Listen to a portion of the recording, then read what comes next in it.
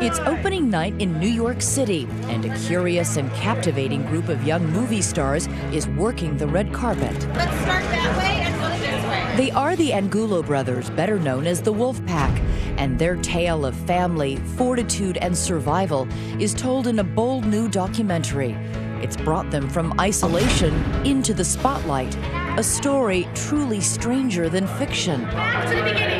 Roughly 1 mile away, and a universe away, is where the secret history of the Wolfpack unfolded.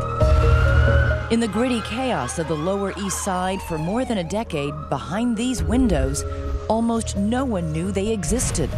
Locked away, unseen, unheard, unknown. This was their only view of the world. Their neighbors never saw them. I've been here all my life. We didn't know they existed. 6 rooms, 6 brothers, 14 years locked inside with their mother by their father who kept them from the world, trapped in the confines of their tiny apartment. If he put us in a room, we have to stay there until he says you can go.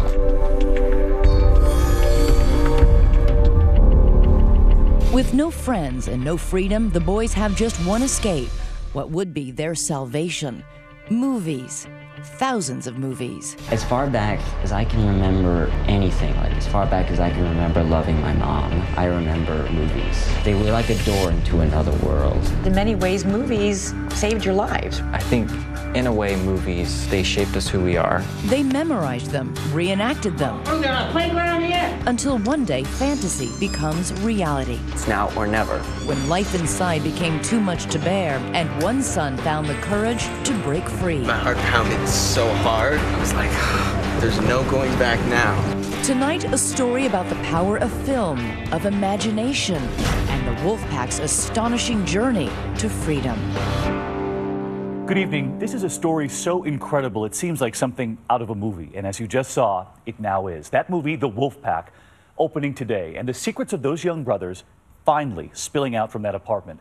And for a while, Elizabeth was one of the only people allowed through that front door. That's right, David. I really didn't know what to expect, but what I found was an intensely devoted band of brothers, one that had been kept so wary of strangers over the years that their only friends were essentially characters on a TV screen from the movies.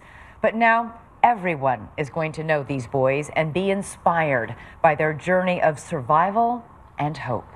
154 Broome Street. It's a public housing development, home to some 800 people.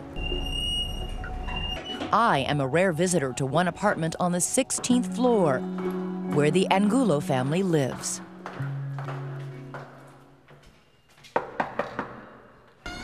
Come on in. 22-year-old Mukunda invites me in to show me the home that was his prison for 14 years. The apartment is 1,000 square feet. The largest space is this living room. That's 2 of me. Yes. Yeah. It is small. The apartment home to 7 children and their mother Suzanne and their father Oscar. He had the only key to the front door, and only he could use it. So this was always locked? Always. His father blocked the door with a tall ladder to keep intruders out and his wife and children in. And when you lift the ladder, it'd make a loud, so he would know if anyone was attempting to go out. Oscar creates their own fortress of solitude. In these home videos, scenes of the strange world in which they lived. Part Hare Krishna, part paranoia, Oscar's own hermit kingdom. So we had this idea of having a big group, like our own community, our own race here. It's almost like a tribe that you have.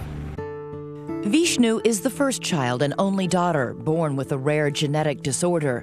A year later came Bhagavan, and a year later, fraternal twins, Govinda and Narayana. Where did they get these names? They're Sanskrit, from the Sanskrit language. Mukunda was born next, and then the 2 youngest, Krishna and Jagadish. At night, the young boys slept with Suzanne, piled on top of each other on mattresses. During the day, releasing their pent-up energy, dancing, bouncing. Their entire childhood homeschooled by their mother. For the 6 boys, recess was roller skating indoors, back and forth in that tiny hallway. But the most important lesson every day, Oscar's rules. Number 1, the boy's hair was never cut. He always encouraged us to have long hair. When you have long hair, you are powerful. He was like, be a powerful person. Rule number 2, stay inside. What did he say would happen to you if you went outside? He would say to us, so outside there's good people and there's bad people. Dad would always explain, you know, I'd like to keep you all here, protected. Here, there were rules about what rooms they could enter. In the apartment, there's a kitchen, a bedroom, 2 bathrooms, and 3 more rooms. But as if 6 rooms for 9 people wasn't cramped enough, the children were forbidden from entering 2 of them. Mukunda says it stems from his father's fear. He banned the boys from rooms that shared walls with the neighbors. He didn't want anyone to hear what we were doing or that we were laughing, or he basically didn't want anyone to know we were here. That's why even one of the 2 bathrooms was off limits. We weren't allowed to use this one, only this one. And this one would just sit empty? Mm-hmm. Nobody used it? Nobody used it. Wow.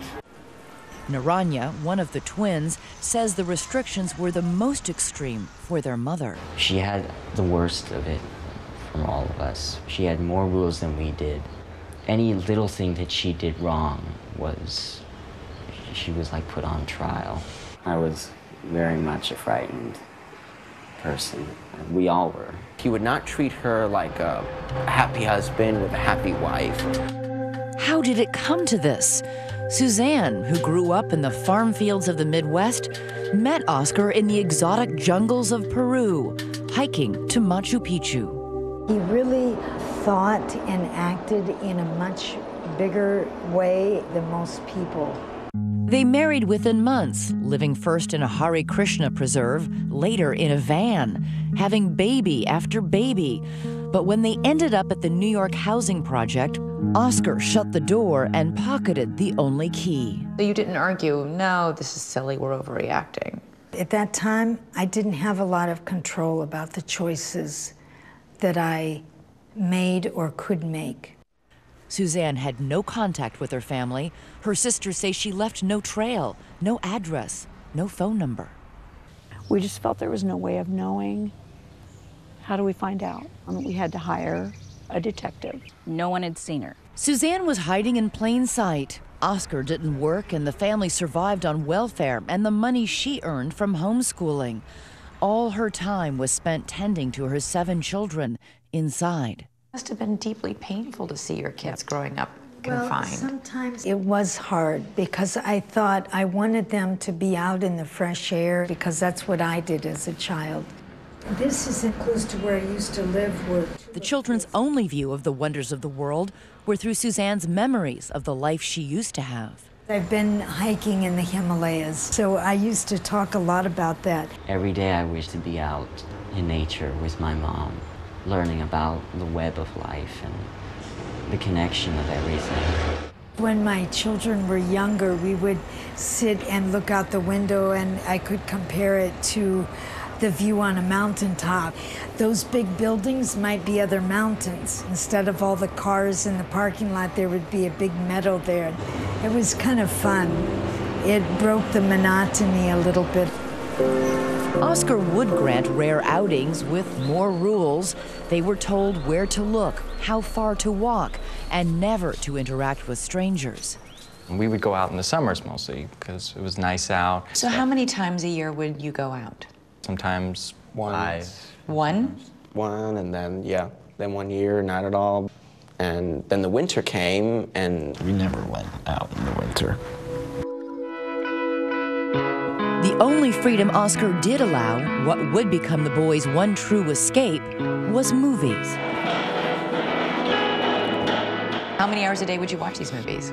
All day. A whole day? every day. How many movies have you seen? Let's just say over 10,000 movies. You've seen over 10,000 movies? Like, at least. With no outside friends, no outside activities, it was total immersion, an obsession. If I didn't have movies, life would be pretty boring. It makes me feel like I'm living, sort of, because it's kind of magical. Next, the power of imagination. The brothers sustaining life inside the walls, creating a world of their own by recreating the movies they love. until the day when that's no longer enough. And one brave brother decides it's time for his own great escape. It's now or never. I'm going to do it now. Stay with us.